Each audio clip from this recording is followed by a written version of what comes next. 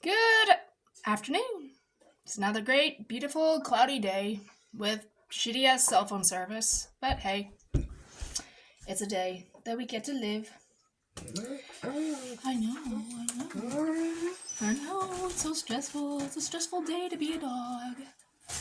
Anyways, I don't understand why these reporters keep going back to Champagne or whatever. Can't pronounce her name, don't give a shit, don't care to. If they keep going back to someone who talks gibberish. Seriously, it's like you might as well just talk to a freaking wall and get the same results because it's meaning nothing. It's just standing there with an empty slate, talking blah blah blah. To me, if someone is talking to me and I have nothing really to say, why would you want to come back to someone who has nothing to say? You're wasting your time, your valuable, precious words of intelligence on someone who doesn't give a shit and continuously shows you how they feel. Seriously. Someone shows you how they feel, regardless of what it is, relationship, parents, friends, government, whatever it is. Why would you keep going back to that person and ask them different questions when they still give you the same results? That's literally a repetitive sign and a proof of stupidity. Seriously. What does Einstein say? Repeating the same mistake is a sign of stupidity or whatever it is? Y'all just stupid. Learn from your mistakes. She has nothing to say. Move on. Find someone else who has actually intelligent ways of answering your questions of time worthiness. Seriously. God, it's just so damn stupid. You're idiots, just as bad as she is. But whatever, I guess it's gotta be for something to show, for something. Effort's wasted on my point. But anyways, not like my part matters or whatever. Anyone else having headaches and ear infections and equilibrium problems?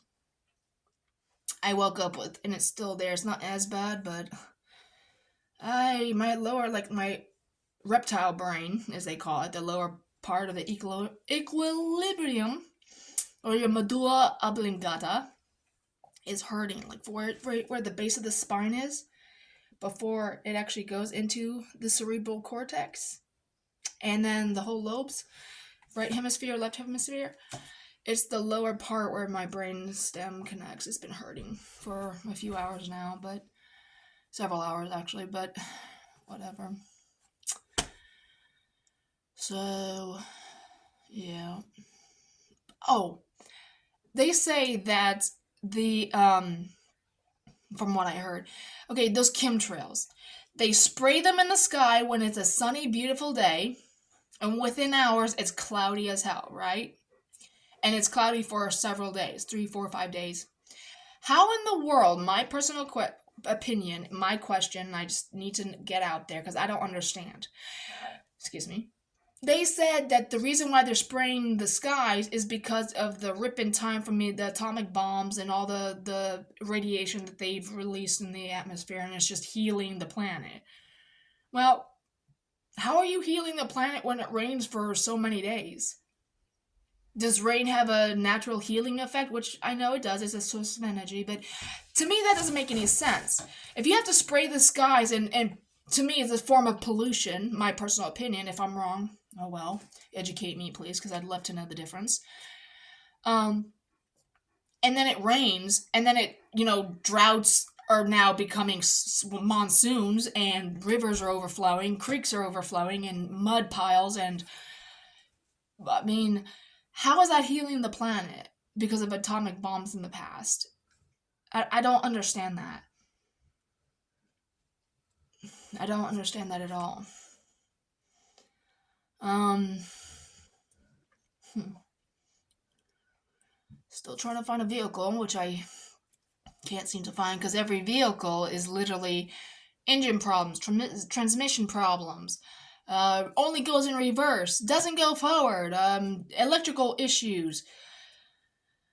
So I guess I'll just have to save up for like a few more months or at least 6 more months, and then get more money in and then put that towards a more reasonable car. But the thing is, I kid you not, there was a truck that's a two-door 1990, really nice. Of course, the guy detailed it on the road where I was just trying to, take out the trash and whatnot.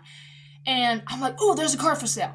So my mom pulls over, and so I get out and I'm looking at it, and it says $14,000. And I'm like, for 1990, is it $14,000? The fabric inside is coming down. I mean, there was a few other issues. I mean, of course, a rust spot here and a dent there. And you want $14,000 for a 1990. The guy comes out, he's like, isn't it a beauty? I'm like, yeah, it's really pretty. I like the way you detailed it. You gave it a wash and maybe a wax and then darkened the bumper and whatever. But $14,000? That's a bit overpriced. And he's like he's insulted. I'm like, well, I'm just saying the facts. I says, well, how much are you willing to spend? I says, well, $3,500, because that's basically maybe $2,500 for this 1990. He just chuckles and laughs in my face. He says, honey, that's not what these cars are going for. I says, it's not even a classic. It's not even a bloody classic. And you want $14,000. Mom's like, $1,400? And he's like, no. Like, oh my God, how dare you insult me? No, how dare you insult me with this piece of junk? Excuse me. It's only a bench seat. Two-door. And all you did was give it a wax shine and a little darkening of the bumper. Well, good luck while selling this shit, because you ain't gonna get that. If you do, surprise, it's probably gonna be a hell of a lot less than $14,000. Jesus, people. God.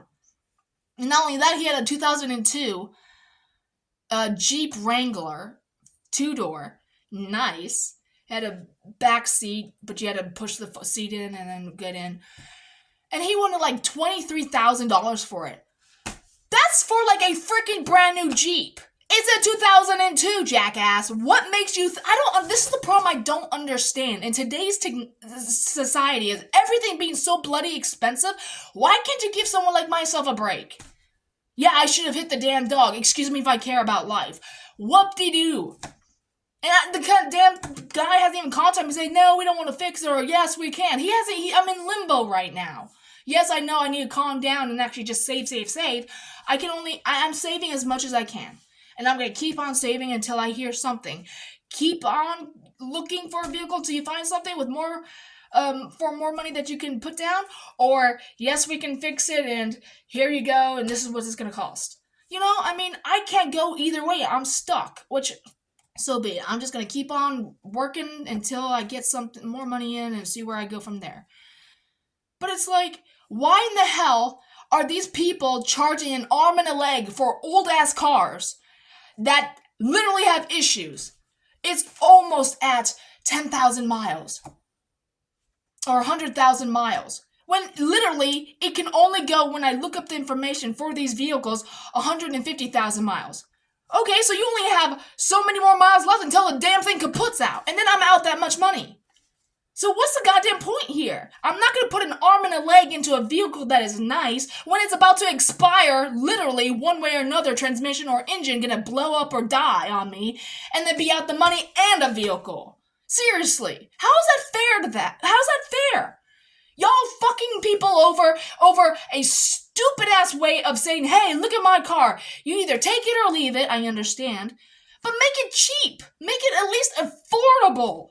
You're a private individual. Unless you're just a undercover dealer that is being a piece of shit to the public because, hey, you're a greedy bastard and you don't give a shit what you do. I care. I want a car that's going to last me at least 7 to 10 years. That'd be great. That'd be great. My Nissan lasted me almost 8 years. I love that thing.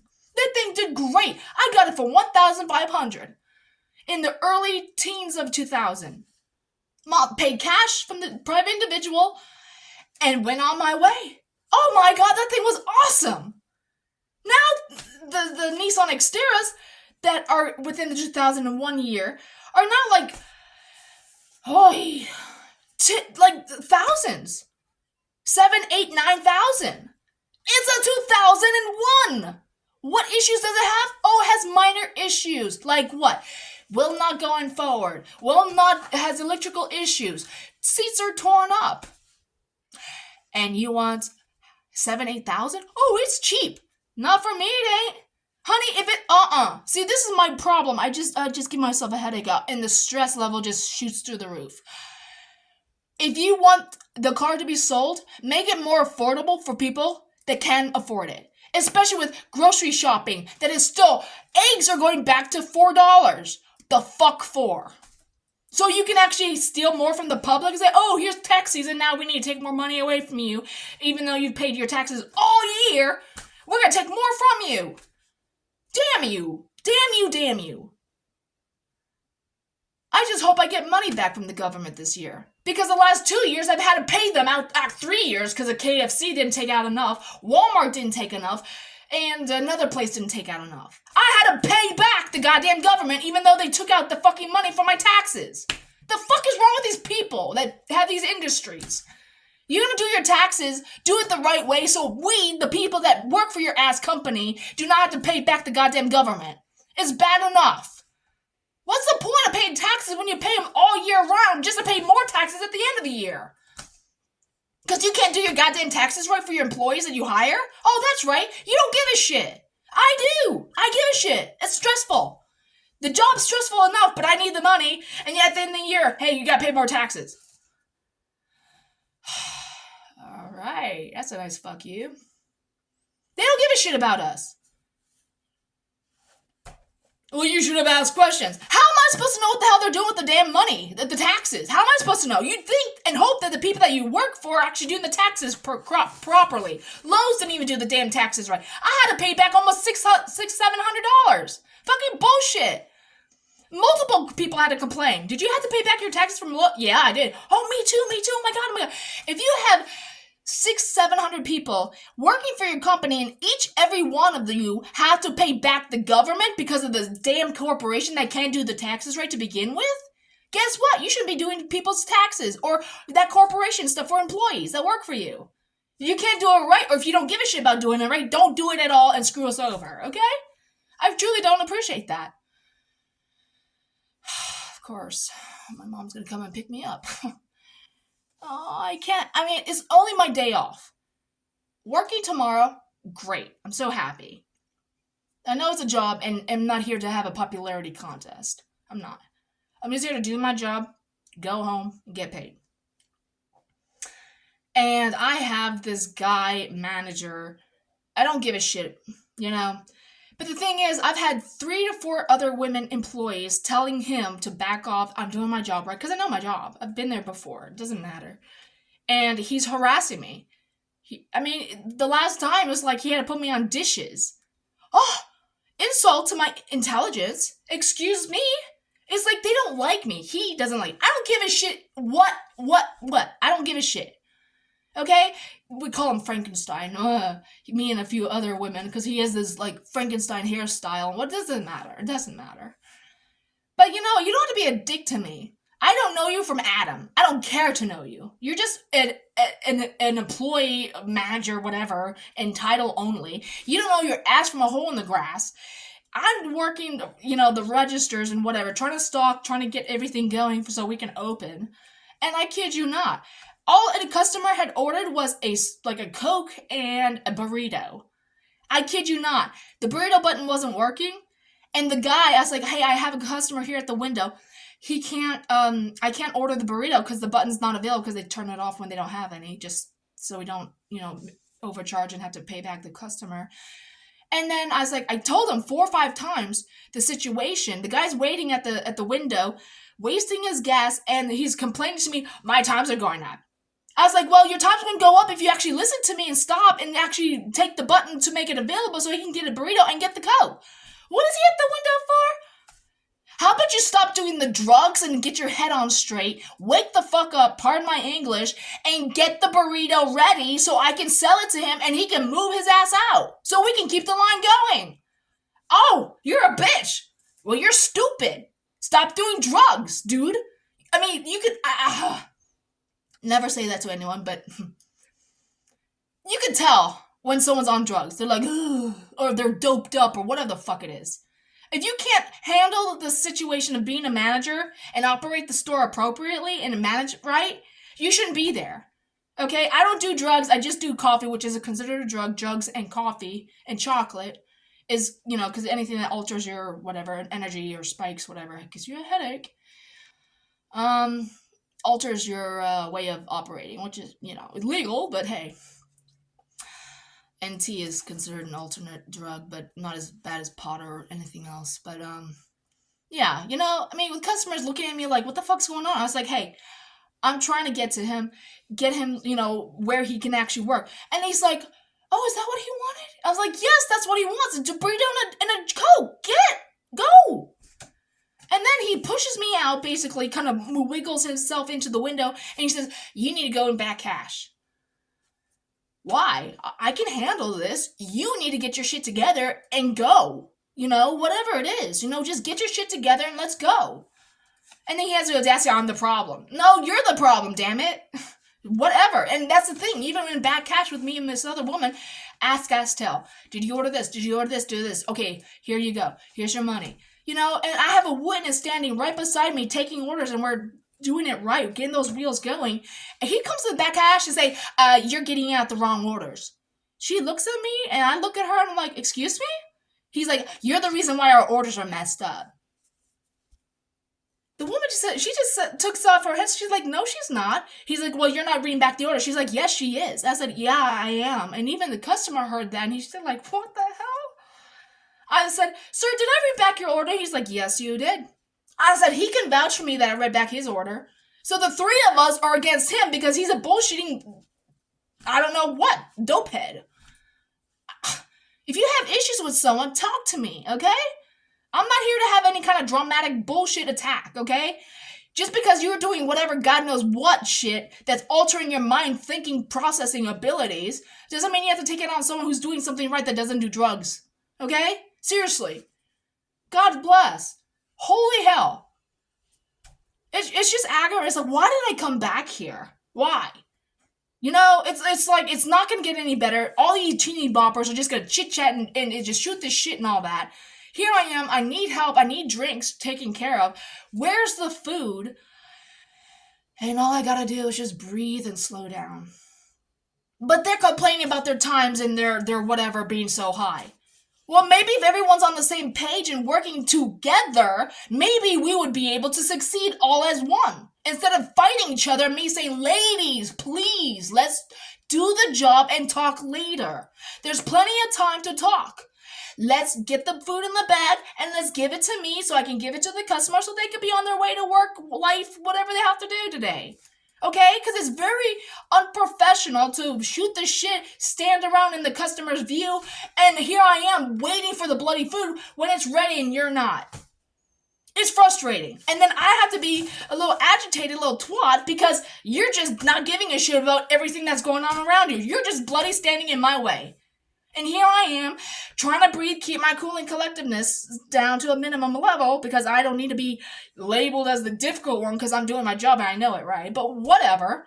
Here I am, the newbie, and I'm already pissed off at the little young teeny snapper whoppers, and who's up? But it's the way the game goes. Play it or get out. But I need the money. So sad that I had to put myself through a stressful environment again just to get the green. There's got to be a different way. It really does. I have to put myself through hell in order to get money. Why? If I could work at home in the comfort of my own home and my comfort of my own sanity without the stress of other beings being around me, I'm sure I'd be happy, but I'm sure there's going to be another complication one way or another because customer service and customers and human beings in general are just complicated to deal with, regardless of where you work or how you work. Home, here, there, stores, corporations, whatever it is, the streets, begging for money, picking up shit on the side of the road, I don't know. Life is just what it is, complicated. So, I don't know.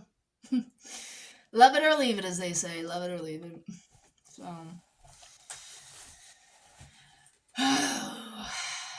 yay, hooray. I know, I got a lot to say. So, I just don't get it. I really don't. Do the best you can, and still it's not good enough for anyone else. No matter how much you smile, no matter how positive you are, no matter what. It's just a complication one way or another. And then my ex has to continuously come in. Like, I want to see that, of all things. Jesus Christ. And he's standing there just gawking at me. What? Take a picture, bitch, Jesus Christ, what do you want?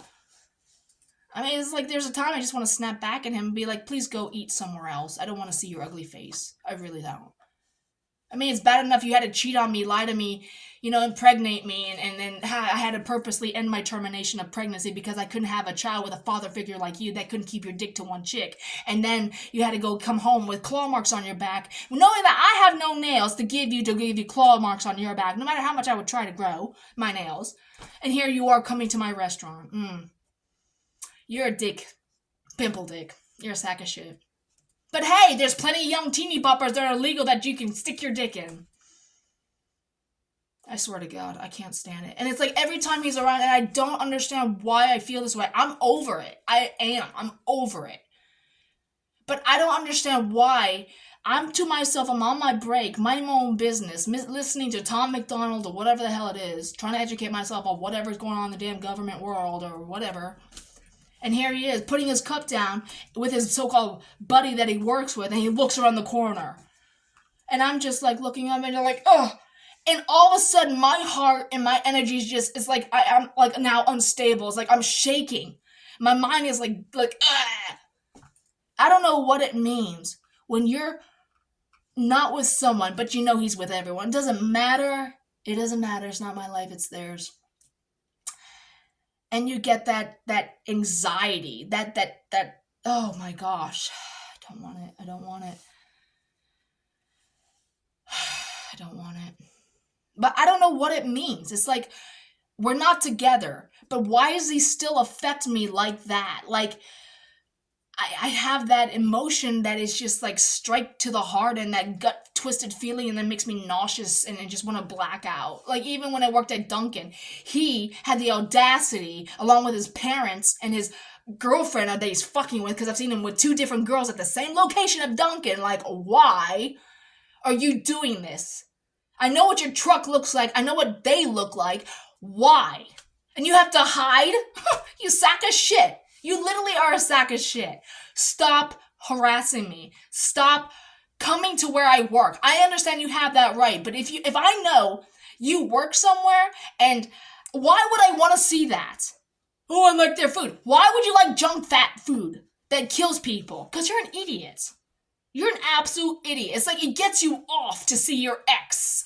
Torture her. Torture the fucking twat. You had your fucking chance. I was loyal to you. But you didn't give a shit. Because, hey, any twat will do. Stick it in any hole that goes allow. Say, yes, daddy, take me. Or, yes, ma'am. Or like you said, all a girl's got to say is yes. Oh, my God. I wish I have. That's the number one regret I have. If I have any regrets, they say don't go through life with regrets.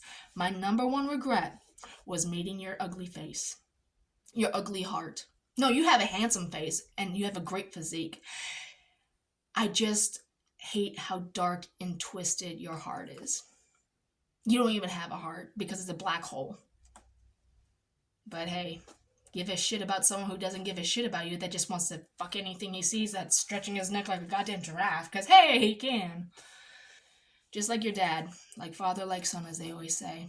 There's no difference. That's why your mother's so damn miserable, because she can't trust her husband. Hey, I didn't want that in my life, so that's why I broke it off, because I can't be with that. Why would you want that in your life? You deserve better. But hey, bed's cold and heart is growing weary and old. But hey, I'm still trying to find where I belong in this world, but hey, because I deserve better.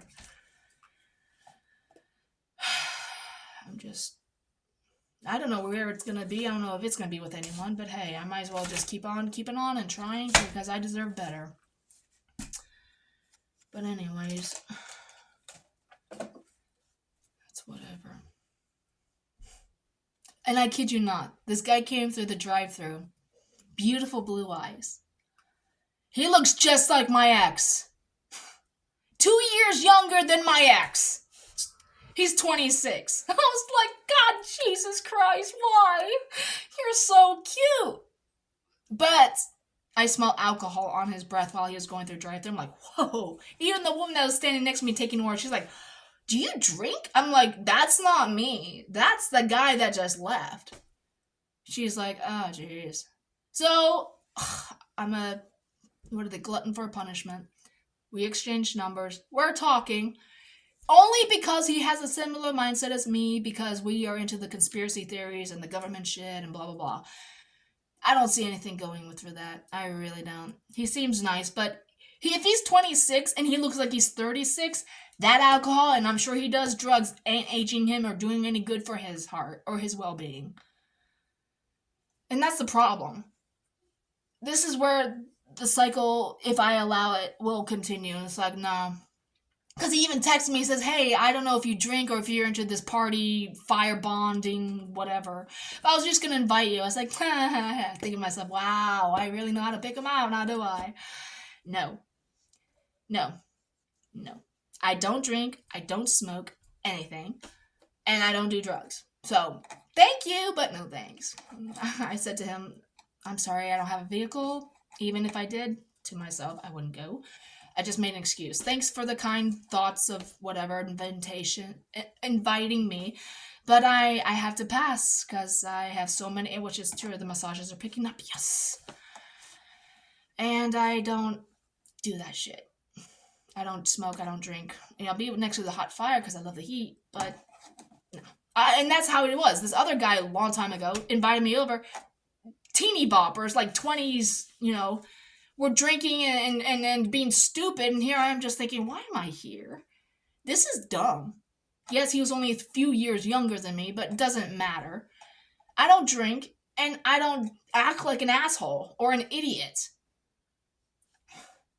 Because it's not worth it. And especially if there's a group of you guys, you're all going to remember that shit. And it's just, I don't like alcohol. I can't stand the way it makes me feel. I don't like it. Especially if I'm mad and jealous. Oh, hell no. It's just not worth it. It's not worth losing your self-control and lowering your standards to someone who you think you want to impress or be close to or get lucky with. It's not worth it.